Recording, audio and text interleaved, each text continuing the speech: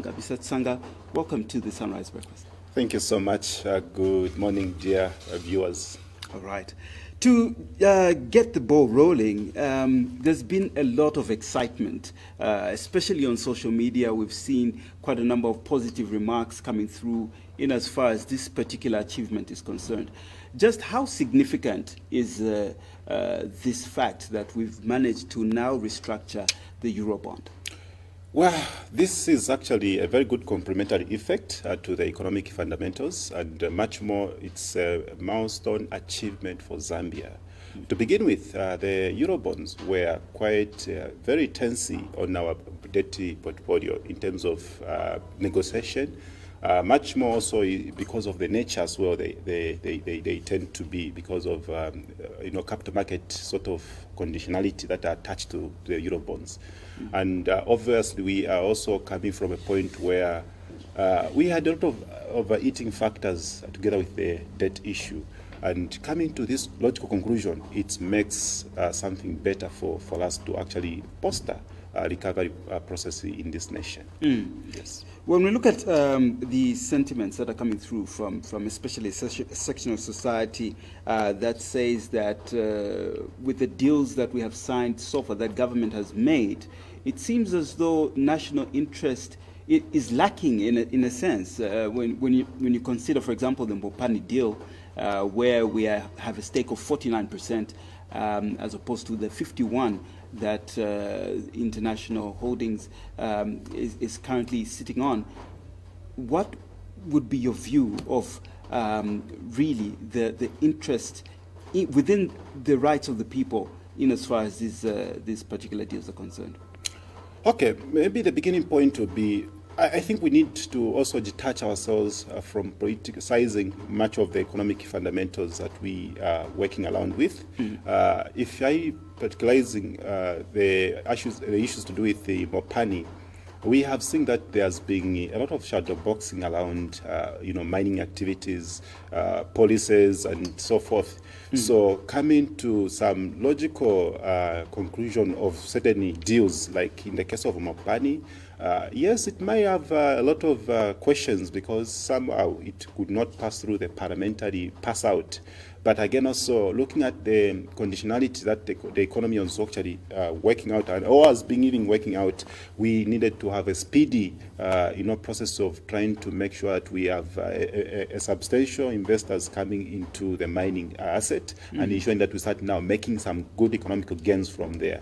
Again, also the issue of national interest, it's a matter of just trying to look at how best can we change the scope of what we are trying to do for this economic structure. Zambia, for the longest period of time, in the last, I think, 3 years, we have not been able to actually attract quite good investors as it stands, owing to the fact that we've got a lot of overeating factors sitting as bad effects to the economic fundamentals. So we actually need to look at a way in which we can actually work around some of these fundamental requirements, and having a stakeholder coming to take up Mopani, also working around teething issues in the KCM as well, is one complementary factor that we are now able to see that Zambia is sitting now on a very good base for growth. Right. And in consideration of our economic stability, in relation now to what we've attained with the restructuring process in as far as the Eurobond is concerned, where do you see us going in as far as achieving economic stability is concerned? Well, there will be an economic boom. Sooner or later, we should be able to see that in the next medium term of maybe about 2 years, 3 years from now, Zambia will stabilize. Much of what we have actually been suffering from, even when it comes even to the external factors like the geopolitical tension effects and few many others, those will be moderated because of what we're trying to do. Already we are developing a system where Zambia is coming up with buffering system, tackling the debt issue, which was overeating, tackling the other aspect that we have actually been able to see even when it comes to other external factors like the external issues of climate change, which quite dramatic events in this case. They are now trying to work around all these, and much of what we can see is that we are now creating a moderate effect, which should be able now to work and foster a good economic gain from there.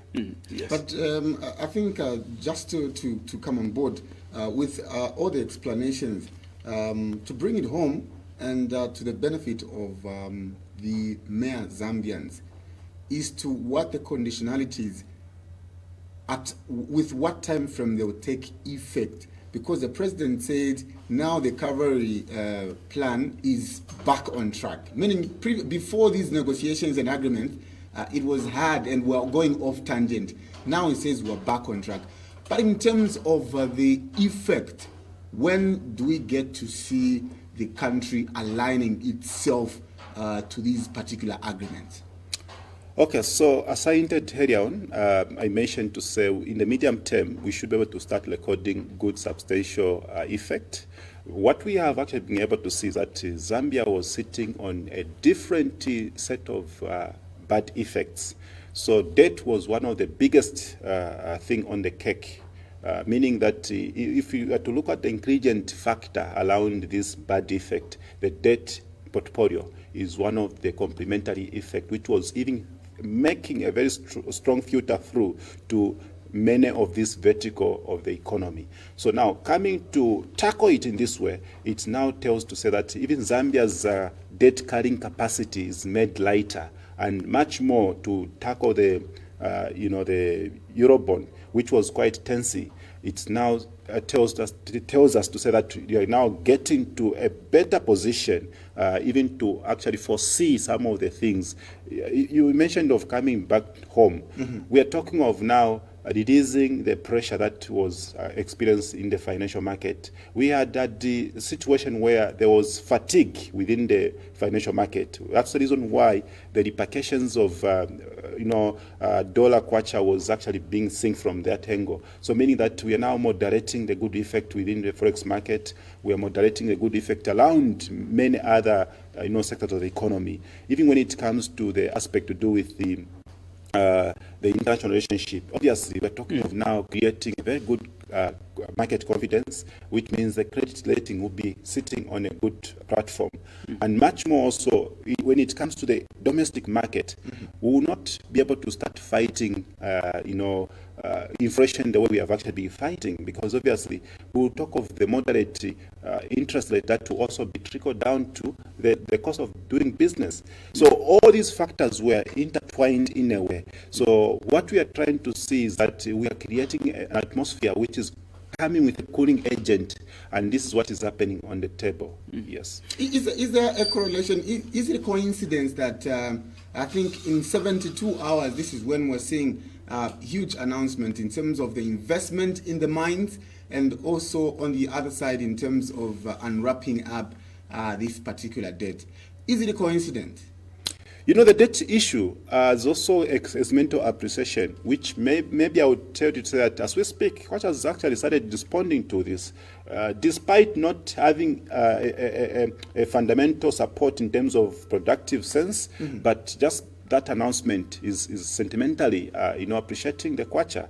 And not only that also, for a longest period of time, the debt issue has been a choking, situation in this case. Even when you're looking at attracting investors into this economy, it has been difficult for us to do so, because this has been one of the biggest factor that was actually hampering our growth.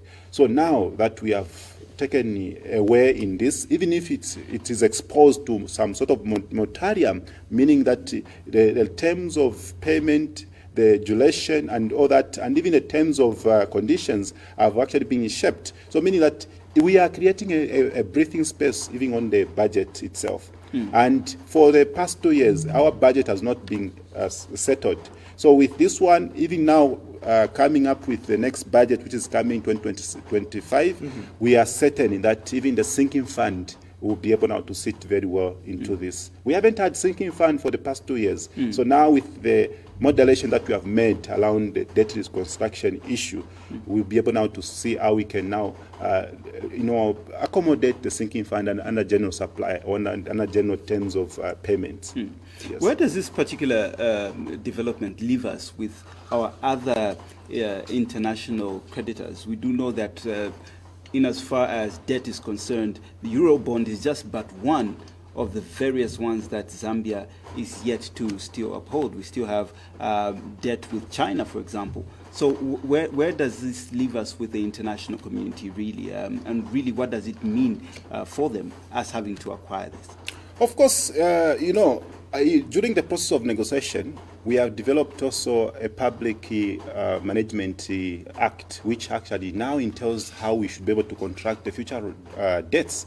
And this also has given a very good shape for the international market, where Zambia has been acting as a guinea pig, trying to create that template for many others like Ghana, Mali, Ethiopia, and few many others who are also found themselves into this kind of situation.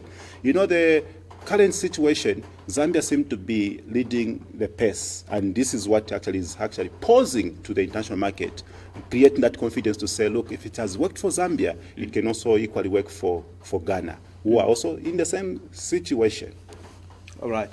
And speaking into government's interventions, we do know that, of course, them having to get us to this point where now the Eurobond is being restructured has taken quite a bit much. But in speaking to the maintenance of the various obligations, what do you feel needs to be done by government in order to ensure that we get to a place of stability in as far as our economy is concerned? We need now to work around policy stimulation, areas which should be able to give us a growth point. Obviously, we've got a very good standing opportunities in the regional market. We've got also a situation where the cost pressure around essential goods is quite high. So we need also to look at trying to liberate some of the key fundamentals that we need to work around with. Much more to work with issues of, zero-rated sort of model on the essential items like agriculture equipment, PVC, solar, and many others. So that even when you are looking at the challenge that we are facing within the energy sector, should work out from there. And also we should make sure that when it comes to issues of water, we need to also see how best we can attract investors that can also work around this. It's high time we need to start investing water in Zambia so that we can work around irrigation and few many others.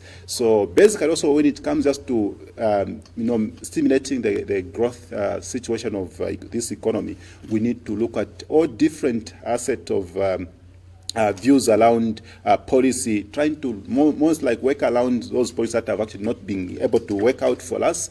Part of what I would say is the issue to do with fuel monthly cost calculator. The review of fuel on a monthly basis has not been able to give the shape for this economy. You look at even when you take it in business sense of turnaround, it does not work or make sense for us to look at making those sharp or shadow boxing around fuel cost issues. We need to have some sustainable modality so that we can actually guarantee the market and create that confidence as well. And also revise some of the policies that are within the mining sector. I think the mining sector needs now to be looked at critically, consider that we are given the tax incentives and we haven't seen anything coming substantially well from there, despite having some issues at production and administrative level. It's high time now we need to also look at how best can we reshape the mining for growth. Expect that we have got a cycle boom of copper, even many other minerals relating to the green energy that we are talking of. So these are elements that we need to look at, and we need to ensure that we position Zambia for growth. Yes. Right. When we first got the IMF deal, there was so much speculation about what the implications of that particular deal were, later on the effects of it. What could be some of the potential risks that we face in implementing really the terms and conditions laid out for the Eurobond deal that we've gotten now? Well, as far as we know, Eurobonds are capital market debt instruments. So we need to ensure that we have obligation to meet them. And linking with the IMF was just a cooling agent in all these processes. And much of what we have actually been able to see is that we have also given birth to the Public Management Act, which is now working very strong. Because you see, we're coming from a point where our debt contraction was coming from different point of contraction. Even local government at some point had to contract the other government, the other ministry. So in this case now we're establishing the Ministry of Finance as a principal agent to all this. So to avoid what actually had to happen at some point, because some of these debt contractions, they could not even eat into the treasury. Right. And this is where we are. It's also difficult for us to start looking at how best can we work around monetary evaluation in terms of to assess how this money was used. That's another chapter. And again, also, maybe I can sound political on this one, I think also. Right. There are times where even the previous government, they are the ones who are involved into some of this, but you find that they are the ones who are blaming the destruction process. If you are to dive a bit back to see where even the Eurobonds went, I think that's where the question should be able to come. So now, if you are contradicting ourselves by making certain sentiments around what is happening, I think that is unfair. Because you see, the challenge that is there is that some of these debt contractions were not even done by the current government. But look at what the current government has done. So I think we need to be more patriotic. I'm not supporting the current government. I'm not an agent of the current government, but let's just be realistic. Whatever happened, and what is happening, let's see how best we can work it out. I think that's what I can say. And it's very interesting, you know what, Landy, because just like lawyers, this particular profession of economics, others have gone to the extreme to call it an artificial science, because economists subscribe to different thoughts. And I love the fact that you say, no, I'm not supporting this government, or let me get a little bit political, because we have a spectrum of economists in the country, and they justify different things. Others will justify the borrowing, others will come with thoughts of unjustifying. There are these kinds of conversation. But in terms of projections of what the country's best interest, looking at the position, because we want to believe you all understand the position of this country. The criteria that you use, or the benchmarks, are simply the same to be able to understand what the status of the country is. What should we do, or what could be the best advice? I know this government has been criticized too much, but in terms of a projection of what the best interest of the country is with the current development, what is it looking like? Well, the only challenge that I foresee, or I've actually been able to see with the current regime, it's on the energy sort of policies and the mining sort of policies. Yeah. If we are to actually harmonize some of these teething issues around the mining sector, especially tackling down to the small-scale miners, ensuring that they have also a different policy cover to help them stimulate their growth or activities, that will really be able to work out for them. And much also is to look at the new minerals that are coming, ensuring that they are put in strategic position. Because you see, there's no way we can be talking of gold and then Kasanseri mining is closed indefinitely. That is not something that is working out for us. Yeah, so we need to find a way as a people of Zambia to see how best we can work around this. Then when it comes to the energy issue, we cannot, even if we've got an external shock around supply of oil on the global market, we need to find a model that should be able to work out for us to ensure that the fuel comes to a sense of supply, meaning the security of supply around fuel should be sustainable. The sharp changes that we have actually put around fuel for the past 2 years, now going to 3 years, will not be able to yield any good thing. And if anything, we have now being able to see the negatives, recording around this. So we need now to see how best we can balance up these factors. The more we get to have a very good moderation around fuel, then we cannot even have a situation where we start worrying also on the electricity side, because these are twin now challenges that we are facing with the energy sector. So imagine the energy sector is facing a multiple challenges, beginning with the renewable asset or renewable opportunities are quite immense. If we have an uptake of 2% of renewable energy, then it means we have to question what we are doing correctly and wrongly. So what we need to do is to see how best can we work with a lot of activities, ensuring that the renewable energy sector start also giving good effects. We cannot be talking of, zero-rated taxes when we have a challenge like this. It's like we are doing firefighting most of the times. So we need to find a way in which we can sustain some of this. So there's a need for even the current regime to start looking at effects and work around those effects that the economy is facing with. Right. We cannot give people stories to say, no, because of this external factor, because of this. Even when it comes to the food aspect, we don't expect the food pressure to be around the time when we are harvesting. Of course, yes, we've got dramatic events of climate change, but we need also to be futuristic, ensuring that we do not just work around. I'll give an example. I'll be very honest. If somebody want to skin me alive, I'm ready. It's not everything that even the PF also messed up. Some, they were very well in terms of doing certain things like food security.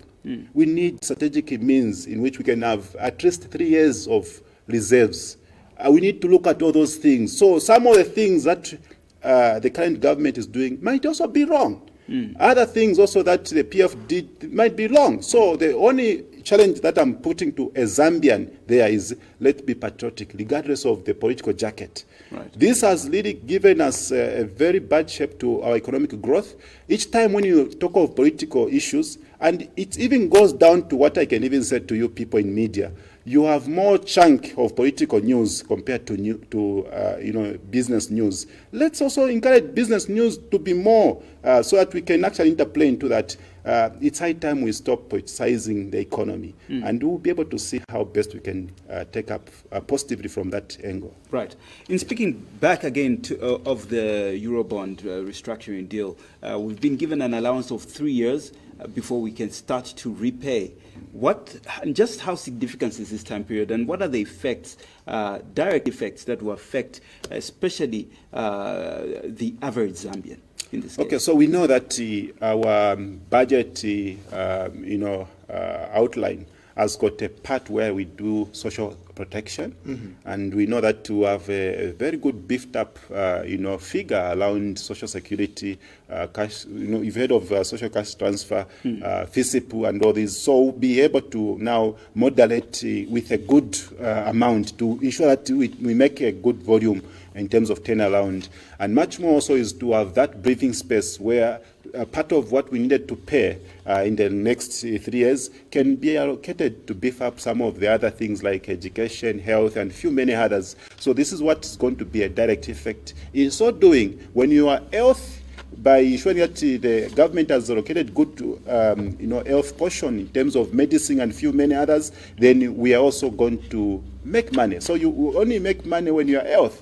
So you can also make economic goods when you are basically exposed to education. So science and technology, I'm sure, will be given a lot of attention, and much more so manufacturing, maybe giving them some good policy incentives which should be able to stimulate their growth. And much of what we can also see is that there will be a lot of other good elements that can also fall in place in the economic structure. Well, Mr. Sanga, the big question I think that we can not ending but summarize our conversation with what we have. Has the UPND managed to unwrap Zambia's economy with these agreements? And I speak this because the conversation changes when you are talking, you economic experts, and the conversation on the ground.